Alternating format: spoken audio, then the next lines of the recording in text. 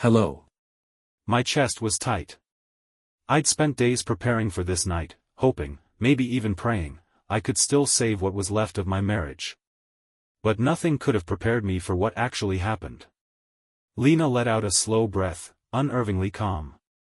She set down her wine glass, leaned forward, her green eyes locked on mine.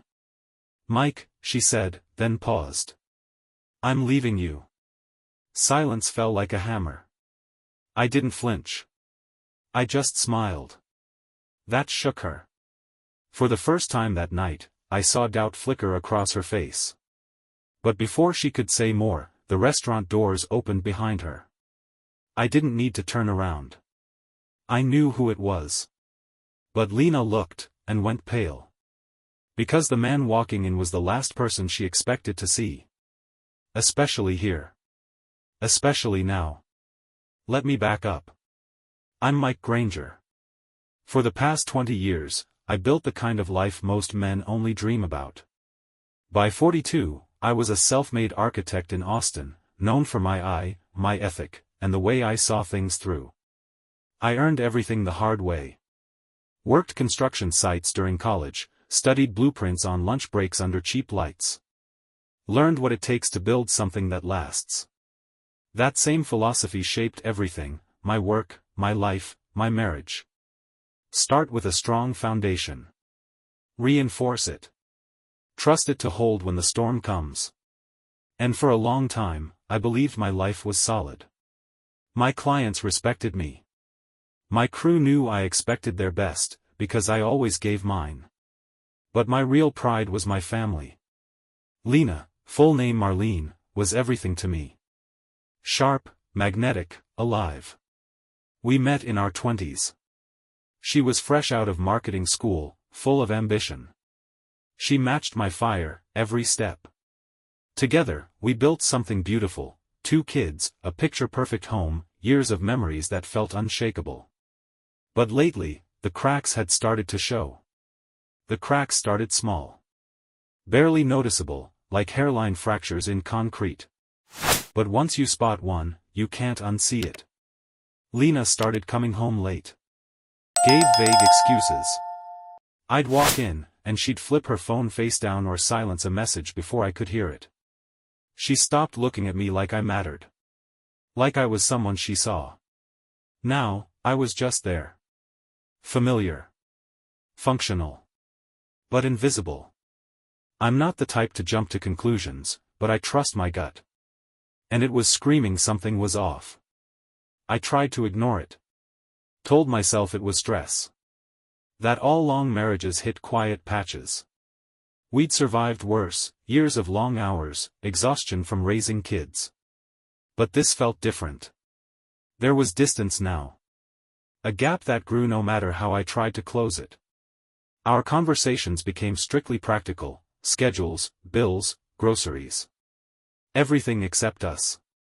The warmth between us had turned clinical. Cold. Then came the lies.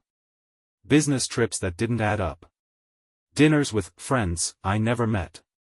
And the final blow, the faint trace of cologne on her blouse. Not mine. I'd spent my life designing things meant to last. But sitting in the home we built together, I could feel it, our marriage was crumbling. Quietly. Piece by piece. That's why I chose Midnight Beast. It was elegant without being pretentious. Amber lighting, polished wood, jazz humming just beneath conversation. Floor-to-ceiling windows overlooking the skyline. It was our spot. At least, it used to be. Lena loved this place once. Called it ours back when we still had things that belonged to just the two of us.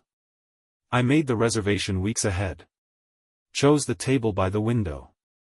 Ordered her favorite wine, a bold red she used to say tasted like old love letters. I even brought a gift. A gold bracelet with our wedding date engraved inside. Nothing flashy. Just something that meant something. This wasn't about groveling.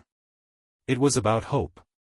One last shot to pull us back before the space between us turned into a canyon. She looked beautiful, like always.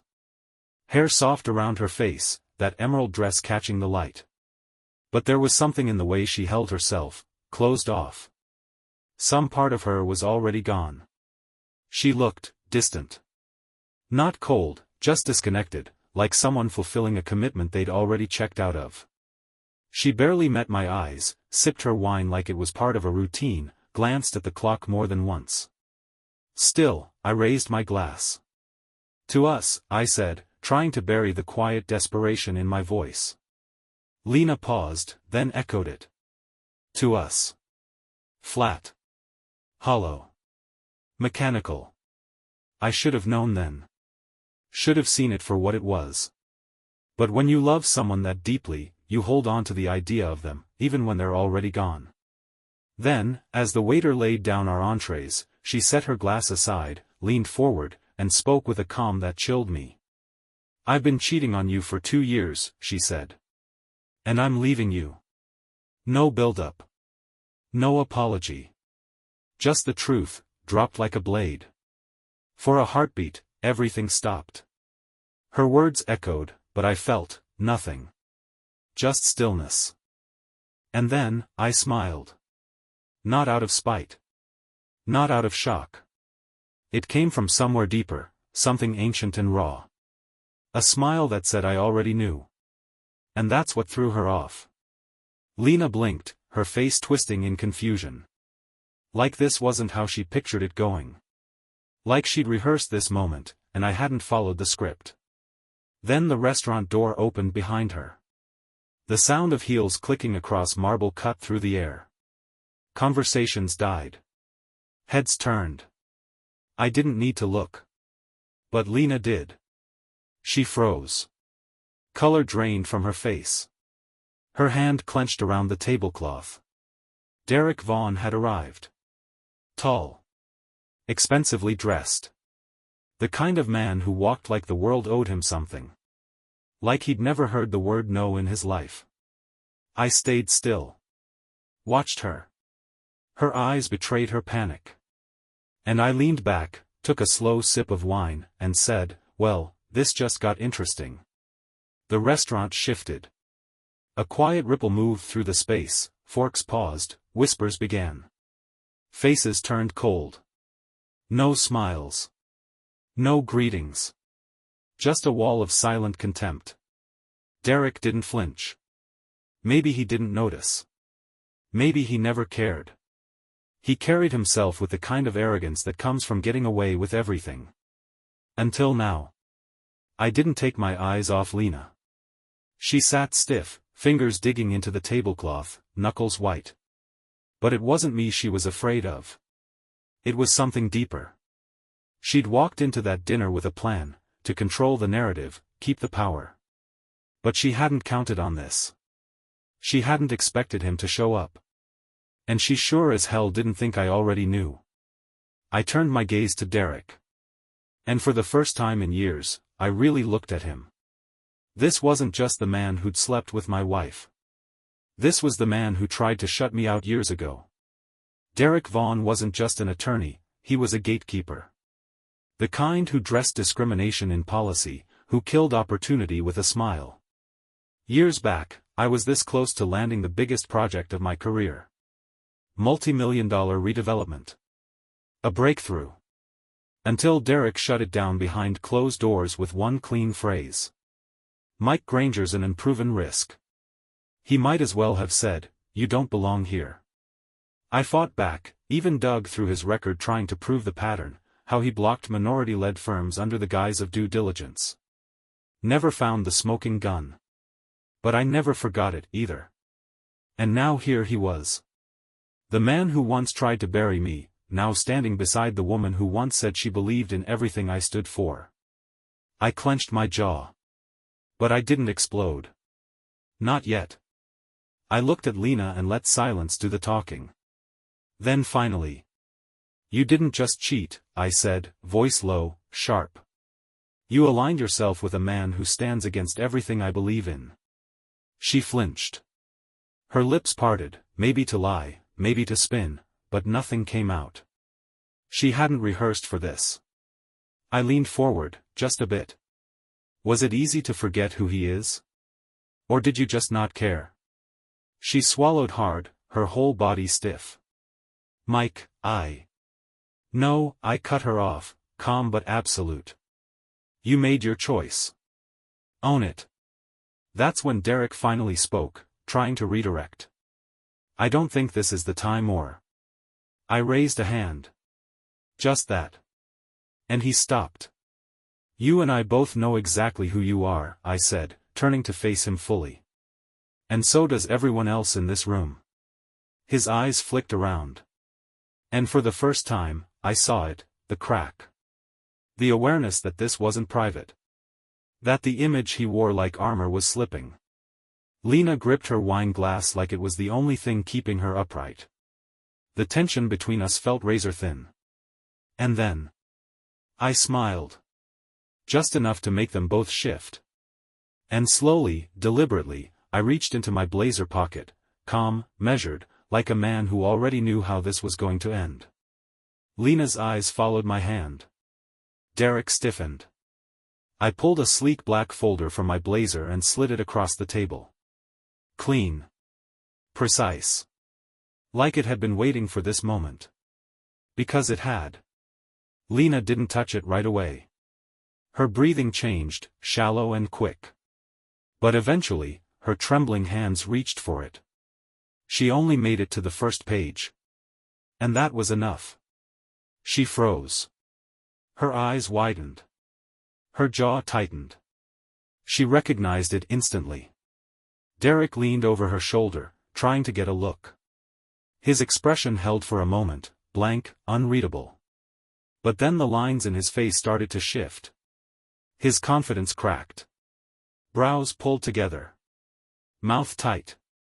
Something darker flickered there. Something that looked a lot like betrayal. I broke the silence. Go ahead, I said, voice level. Read it out loud, Lena. She didn't. So I did. Over the past 6 months, you've been draining our accounts. Not all at once, just a few grand here, 5,000 there. Just enough to stay off the radar. I leaned in. But it adds up. Over $200,000. Pulled from our joint accounts and quietly funneled into this one. I tapped the name printed at the top. Derek Vaughn. He went rigid. Wait, what? He snapped. Lena lunged to close the folder. Mike, this isn't what it looks like, she said, voice breaking. I laughed, low, quiet. Oh, Lena, I said. It's exactly what it looks like. Derek snatched the folder from her and scanned the pages. His jaw locked. You've been using my name for this, he said, voice sharp, no longer charming. What the hell were you planning? Drain him, then run off with my money too? Lena turned to him fast. No, it's not like that, she stammered. I was going to tell you. His hands clenched against the table. Tell me what, exactly, he said, low and deadly. That once his money cleared into my account, you were gone. I didn't say anything right away. Just smiled again. Slower this time. The kind of smile you give when you realize the predators are starting to turn on each other. Huh, I murmured, swirling my wine. So, you didn't know. Derek's head snapped toward her. And the illusion between them shattered. Is that why you were rushing everything? Derek hissed, his glare locked on Lena. Pushing me to finalize plans? You were going to cut and run, weren't you? She opened her mouth, but nothing came out. No lies. No spin. Just silence. I shook my head. You really thought I wouldn't notice, I said, my voice steady. Thought I wouldn't catch the missing money. But the second things didn't feel right? I started digging. I tapped the table lightly. And once I started digging, I found everything. Before Lena could answer, Derek stood abruptly. The chair scraped hard across the floor. He didn't look in control anymore. He looked used. You're unbelievable, he muttered, shaking his head. Lena scrambled, searching for anything to grab onto, but the truth was already on the table. Black and white. Unforgiving. She looked at Derek. But he wasn't on her side now. Not anymore. I set my glass down, gave a quiet nod. The signal. A shift moved through the restaurant. One by one, people rose. A man near the bar. 2 women from separate corners. And finally, Joel Parker. My investigator. Former detective. Sharp-eyed. Unshakable. He moved toward me like a man with time to spare, resting one hand on the back of my chair. Lena didn't move. But I saw it in her face, everything she'd built crumbling around her. The others weren't just witnesses. They were victims. Women Derek had steamrolled, threatened, erased on his climb to the top. Women with names and stories he tried to bury. And then. Charlotte Graves. She stepped forward with quiet precision. Hair pulled back, not a flicker of fear in her eyes. A journalist with a reputation for turning whispers into headlines. When Derek saw her, his body went rigid. Lena looked around, eyes darting from face to face, searching for an exit that didn't exist. Charlotte broke the silence. Derek Vaughn, she said calmly. Didn't expect to see me here tonight, did you? He barely blinked. But I saw it. Panic. Desperation, clawing behind his eyes. I don't know what you think you're doing, he muttered. Joel chuckled. Oh, you know exactly what this is. He reached into his coat and pulled out a thick envelope. Dropped it right in front of Derek. Every document. Every email. Every transfer. It's all there. And he leaned in. Ties you to fraudulent contracts, hush money, and shell companies, Joel said. The envelope sat like a loaded gun.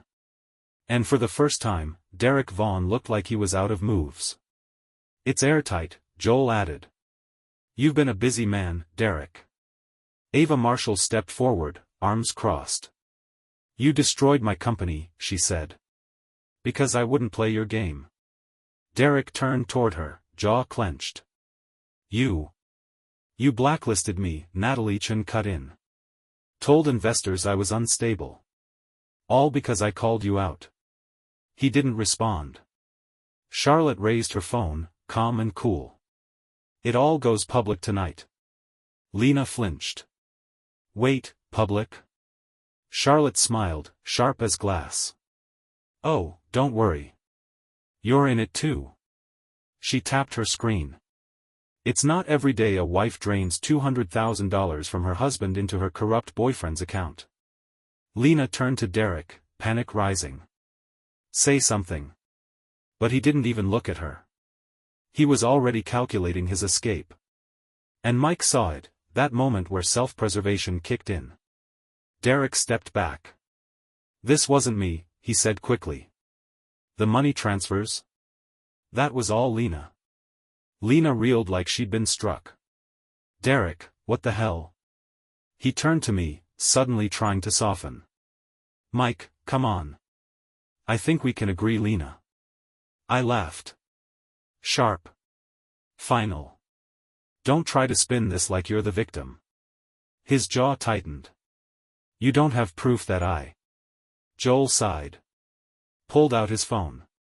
Tapped once. Derek's voice echoed through the restaurant. She won't see it coming. The money'll be in my name. Once it clears, we disappear. Lena staggered back, color draining from her face. You son of a... Derek turned on her, his mask fully gone. Oh, shut up, Lena. You knew exactly what this was. The restaurant went silent. That heavy, electric silence when everyone knows they're watching something they'll never forget. I stood, calm, composed. Looked at her. Then him. Then the ruins they made. Finally, I turned to Charlotte. Do it. She tapped her phone. And just like that, every lie, every dollar, every betrayal, went public. The truth hit like thunder. And then, before anyone could speak, a soft voice broke through. Mr. Granger, sir? I turned. A waiter stood nearby, nervous but firm. Early 20s. Wide eyes. Hands clenched. I raised a brow. Yeah. He swallowed. The waiter shifted, nervous. Then leaned in, voice low. She's been bringing him here for months. Silence. I didn't move. Across from me, Lena went still. I heard her inhale sharply. But I didn't look at her. Not yet. Instead, I focused on the kid. Measured the way he avoided her gaze. Like he knew the weight of what he'd just dropped. You sure? I asked. He nodded, firmer now. Yes, sir. Same table. Window seat. Always this time of night. They ordered the same wine, the one you requested tonight. I let that sink in. It wasn't just the affair. It was here. The one place I chose tonight because it meant something. Our place. Where we'd celebrated milestones. Made memories. And she brought him here. Lena twitched like she wanted to reach for my hand, but didn't. Mike, I finally looked at her. Whatever she saw made her go quiet. You couldn't even cheat somewhere else, I said. Not loud. Not angry. Just cold. You brought him here. She opened her mouth.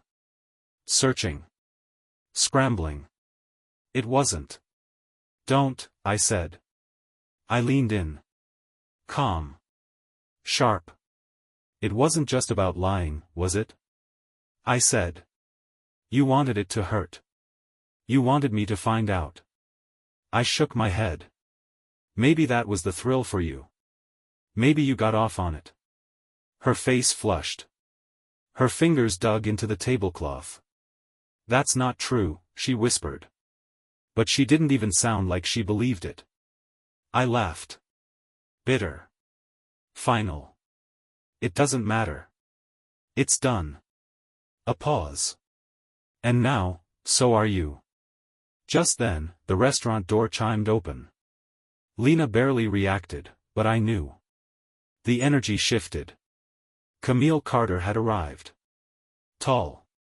Calm. Lethal in heels. My older sister didn't walk, she delivered justice. Every step calculated. She moved past Lena without a glance. Ignored Derek. Walked straight to me and rested a hand on my shoulder.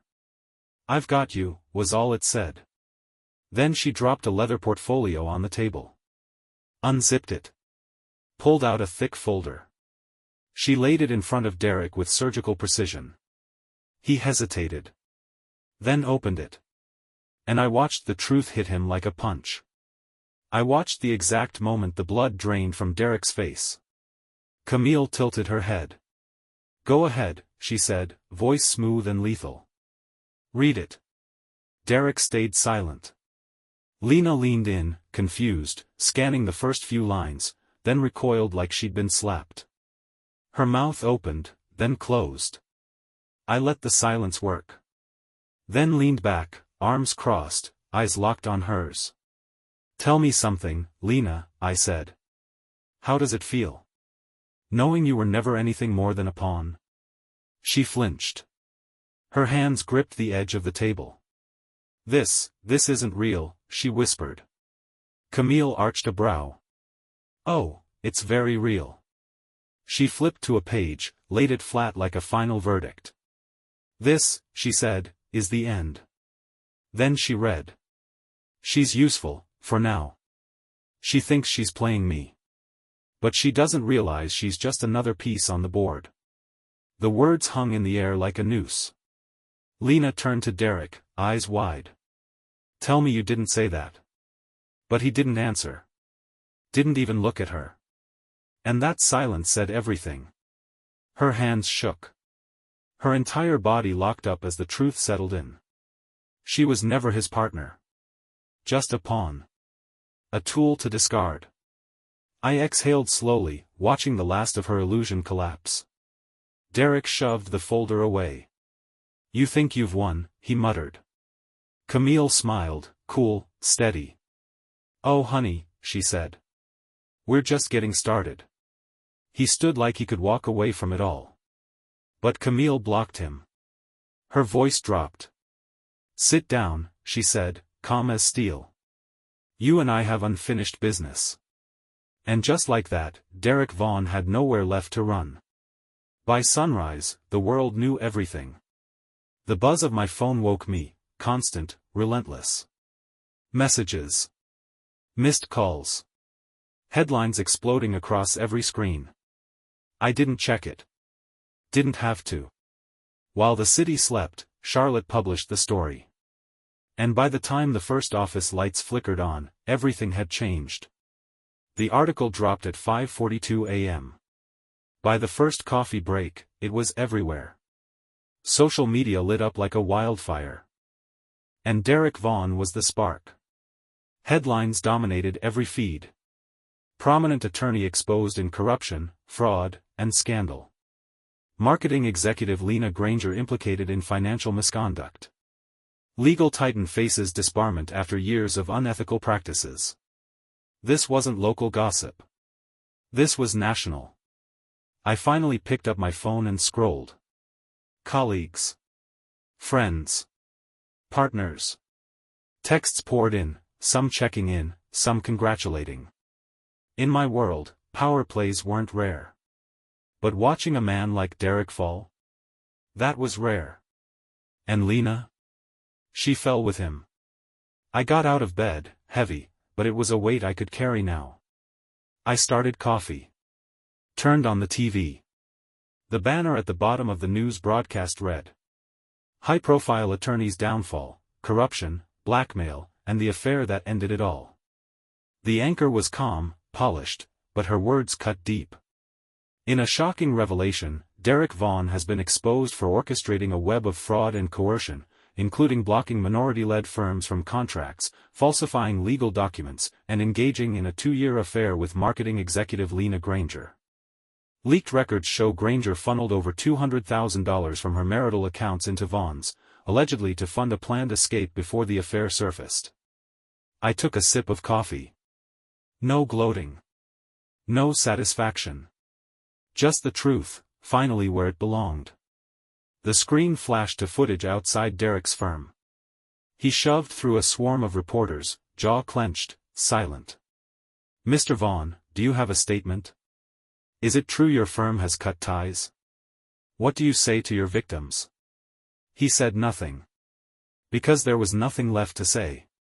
His firm's statement was fast, and cold. Effective immediately, Mr. Vaughan is no longer associated with Vaughan and Associates in any capacity. I smirked. The man who ruined lives behind closed doors was now crumbling in front of the world. Camille didn't waste time either. By noon, lawsuits were rolling in. Fraud. Tampering. Interference. Some cases would take time, but others? They were bulletproof. Disbarment? Inevitable. And prison? It was on the table. And Lena? Lena's fall came just as fast, and just as loud. The morning news rolled into a new headline. Marketing executive terminated following financial misconduct allegations. No soft exits. No quiet PR moves. Just this. Following confirmation of unethical financial activity and violation of fiduciary responsibility, Lena Granger's employment with Crestview Marketing has been terminated, effective immediately. Simple. Brutal. They didn't want her name anywhere near theirs. The fallout hit harder than even I expected. Her name flooded every feed, no longer in curated posts or polished PR blurbs, but headlines and hashtags. And her so-called friends? The brunches, the photo ops, the ladies who lead crowd? Gone. They vanished the second the headlines turned radioactive. In a matter of hours, she lost everything. Her job. Her status. The illusion of control. Vanished. I could picture the unread messages piling up on her screen. The silence from former friends. Family calls laced with quiet rage. But what stood out? She never texted me. Not once. No apology. No explanation. No attempt to spin or beg. Maybe it was shame. Or pride. Or maybe she still thought she'd wake up from it all. Didn't matter. I wasn't going to save her. She made her choices. Now she got to live with them. Meanwhile, Camille moved like fire. She made sure every woman Derek burned got her justice. Ava Marshall had already started rebuilding, with Camille backing every legal move. Nadia Lee was preparing to drag him into court publicly. This wasn't just revenge. This was a shift in the balance of power. I turned off the TV and leaned back against the kitchen counter. And for the first time in forever, I felt it. Peace. No more chasing ghosts.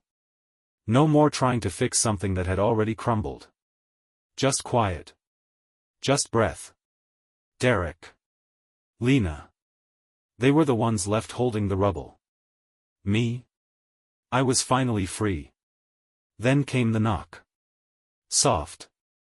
Hesitant. Tap. Tap. Tap. I didn't move at first. I sat on the couch, a half-finished glass of whiskey in my hand, music low in the background. The kids were asleep upstairs, their steady breath the heartbeat of the house now. And I already knew who was at the door. Mike opened the door slowly. Lena stood under the porch light, barely a shadow of the woman who'd once smirked across the table at Midnight Beast. Her hair hung limp. Her eyes were red. She looked thinner, worn down. Her jacket too light for the cold. Her fists clenched at her sides like she was holding herself together by force. He said nothing. Just waited. She shifted, searching for the words she thought might still work. Finally, her voice cracked. Mike. I lost everything. His grip on the doorknob tightened, but his face stayed unreadable. She swallowed. Blinked. Please, she whispered. Let us talk. Talk. Now she wanted to talk. After the betrayal. After the lies. After the man she chose over him nearly took everything. She wasn't here for closure. She was here because she had nowhere else to go. I wasn't thinking straight, she said. I made a mistake. But Mike heard it, beneath the broken tone. The expectation. That if she looked fragile enough, he'd let her back in. He shook his head. A mistake, he said quietly. Then, sharper, no. Forgetting an anniversary is a mistake. Misplacing keys. That's a mistake. He met her eyes. What you did? That was a choice. She flinched. Mike, You lied. You stole from me. You humiliated me. His voice never rose. You threw away our family. For a man who used you. Who discarded you the second you stopped being useful. Lena stepped forward. That's not what it was. Don't, he said, cutting her off. Don't lie. Not here. She froze. Her voice broke. I have nothing left. No job. No home. I just need a chance to fix this. Mike let out a cold laugh. No anger. No warmth. Just clarity. There is no us anymore, Lena, Mike said. There hasn't been for a long time. He crossed his arms. And if you really thought you could show up here now and I'd take you back? Pretend none of it happened? I wasn't thinking clearly, she whispered. He stared at her. No, he said. You were thinking very clearly. He leaned against the doorframe. You were clear when you slept with him. Clear when you drained our accounts. Clear when you let me sit in that restaurant, waiting for a wife who never planned to come back. You were clear, he finished, when you made your choice. Her face collapsed. The mask fell. And Mike? Felt nothing. No anger. No pity. Just truth. She was a woman who had everything, and threw it away. "Please," she whispered. "What am I supposed to do now?" He looked at her. "At the wreckage." Then he closed the door. The lock clicked. It was done. He found peace in rhythm. Hands on wood. Sawdust in the air. Chisels shaping something rough into something real. At first, it was therapy. A way to stop thinking. He worked late, then early. Shaping, sanding. Replacing what Lena took. A new table, solid and honest. A bookshelf for his daughter. A desk for his son. Then neighbors noticed. Then friends asked. Before long, his garage became a business. No lies. No betrayal. Just his hands. His effort. His healing. And that's when she walked in. Sophie Dawson. She didn't make an entrance, she arrived like rain on a quiet afternoon. Soft-spoken. Unassuming.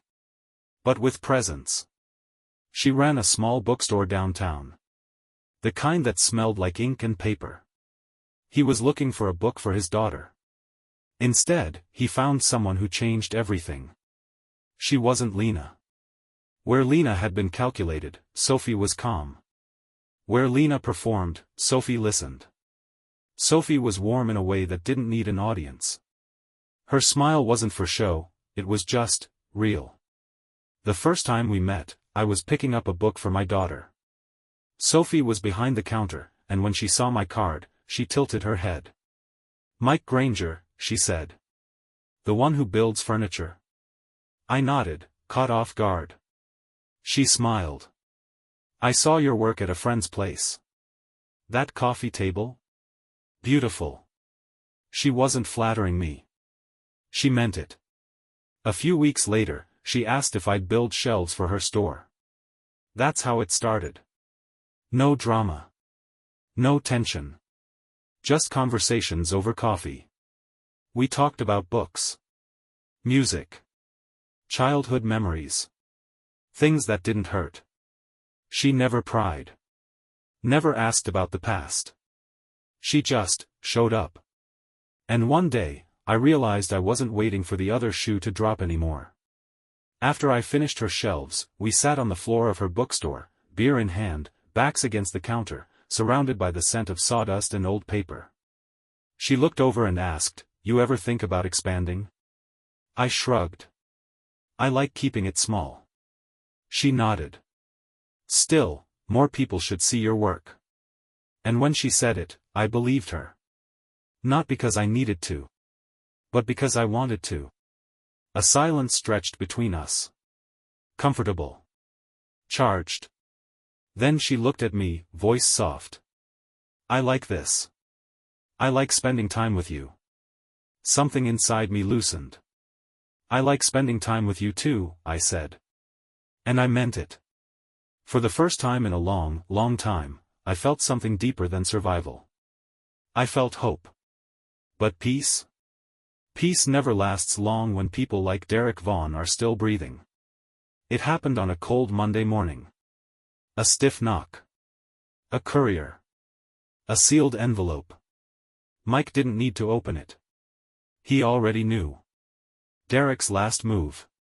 A lawsuit. Filed with arrogance. Defamation. Emotional distress. Loss of reputation. Irreparable damage.